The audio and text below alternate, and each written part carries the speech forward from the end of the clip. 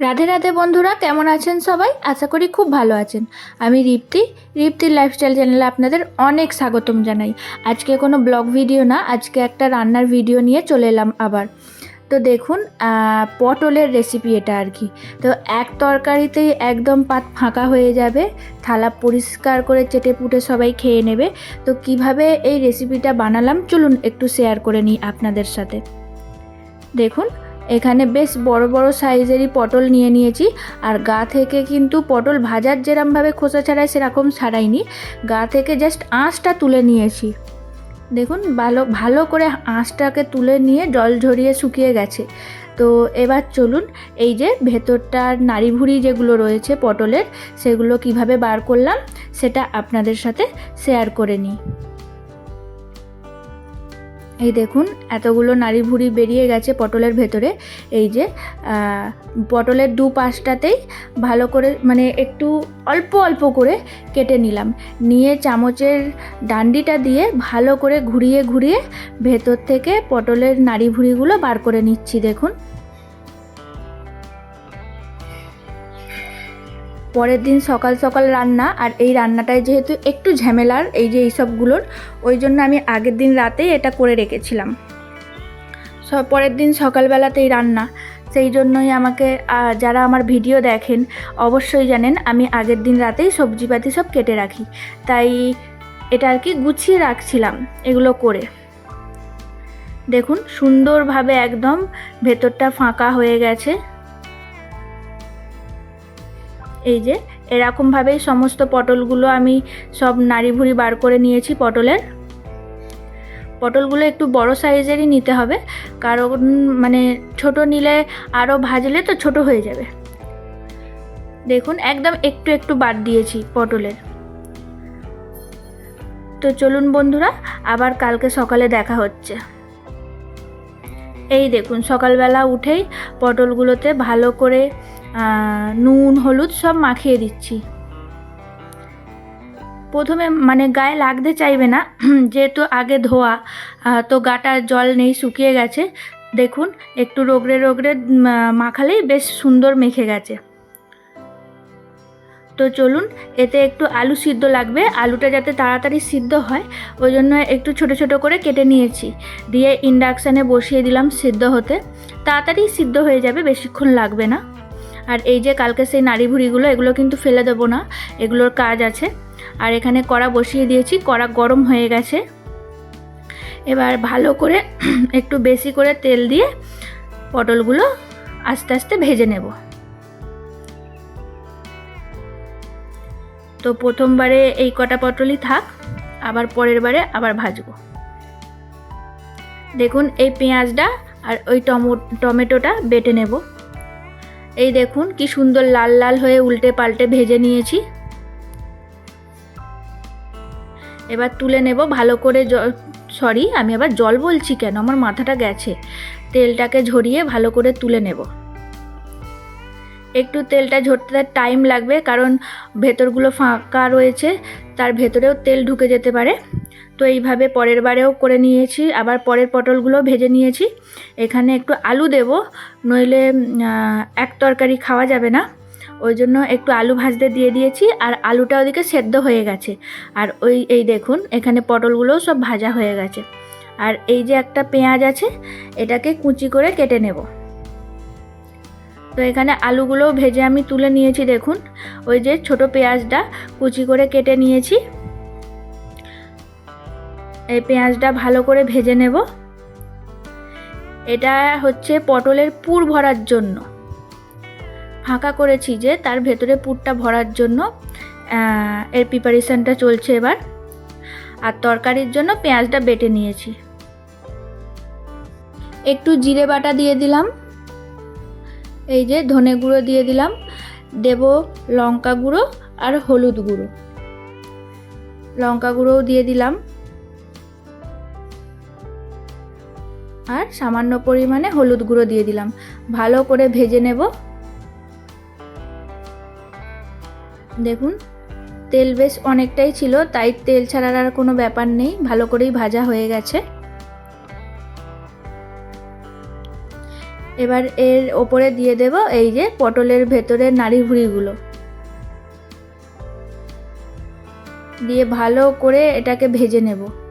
এই থেকে জল ছেড়ে যাবে, কোনো সমস্যাই নেই। দেখুন এদিকে ভাজা হয়ে গেছে সুন্দরভাবে।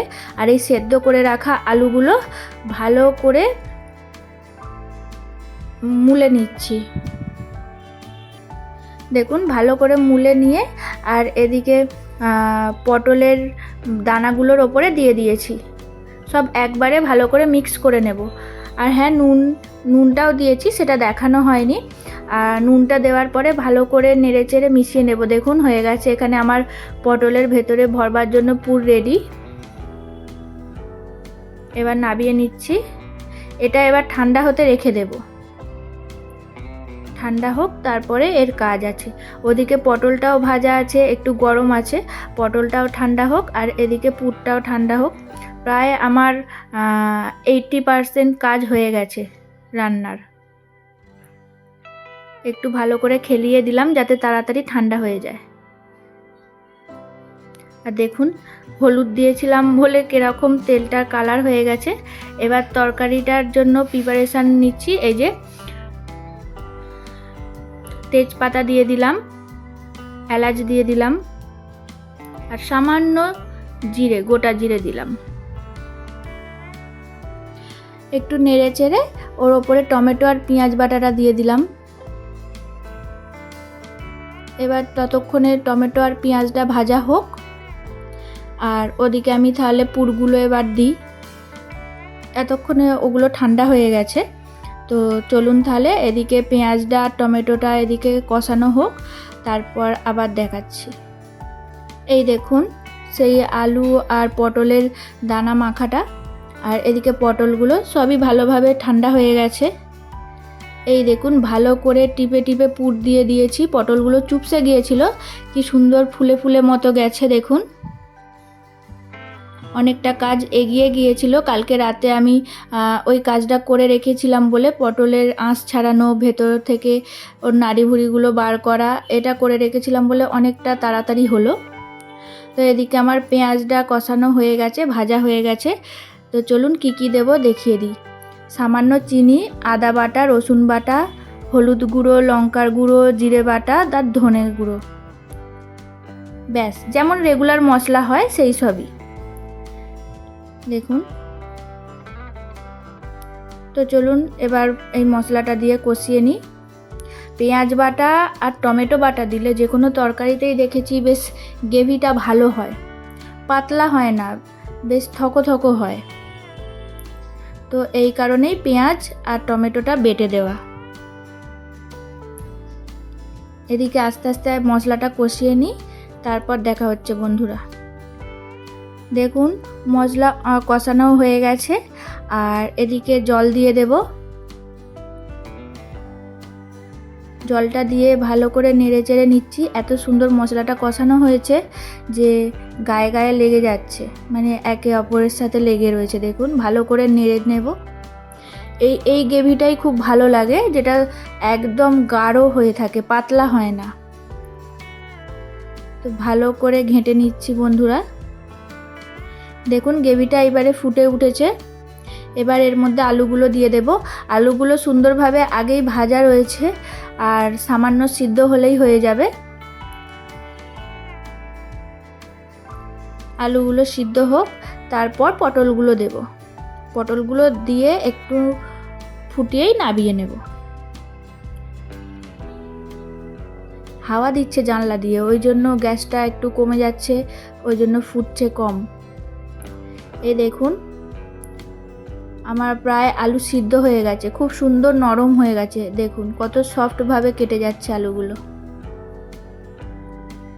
তো আলু তো সিদ্ধ হয়েই গেল। চলুন এইবার তাহলে একটা একটা করে পটলগুলোও দিয়ে দিই।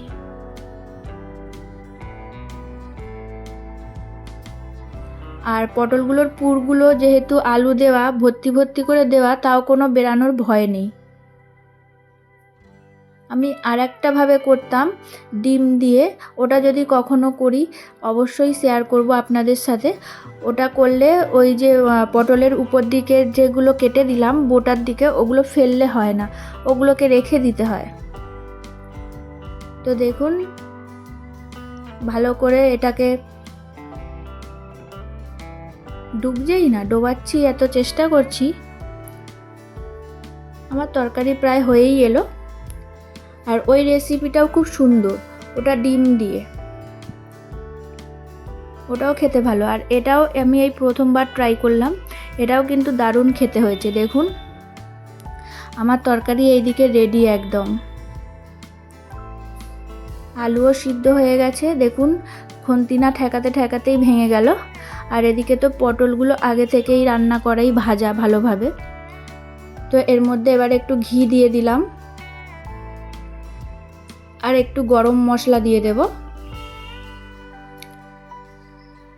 গরম মশলাটা দিয়ে একটু ঘেঁটে চাপা দিয়ে গ্যাসটা অফ করে দেব।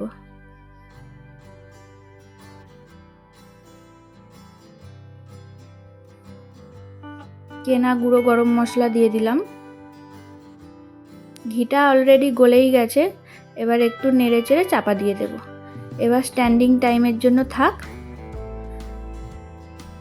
দেখুন চাপা দিয়ে দিলাম, এবার গ্যাস অফ। আজকের মতো আমার রান্না কমপ্লিট। এই দেখুন 15 মিনিট পর আরও কত গ্রেভিটা গাঢ় হয়ে গেছে। দেখুন খুব সুন্দর খেতে হয়েছিল। অবশ্যই বাড়িতে একবার বন্ধুরা ট্রাই করবেন। আর আমার চ্যানেলে নতুন হলে প্লিজ চ্যানেলটা সাবস্ক্রাইব করে আমার পাশে থাকবেন। আর রেসিপিটা কেমন লাগলো অবশ্যই কিন্তু আমাকে জানাবেন। দেখুন এখন গরম গরম ভাতের সাথে খাওয়ার জন্য একদম রেডি। এটা রুটি দিয়েও খাওয়া যায় বন্ধুরা। রুটি দিয়ে খেতে হলে গ্রেভিটা আর একটু টানিয়ে নিতে হবে। দেখুন কতটা গ্রেভি টেনে গেছে, সাইডগুলো দেখলেই বোঝা যাচ্ছে একদম থকো থকো হয়ে গেছে। তো আজকের মতো এই পর্যন্তই, টাটা।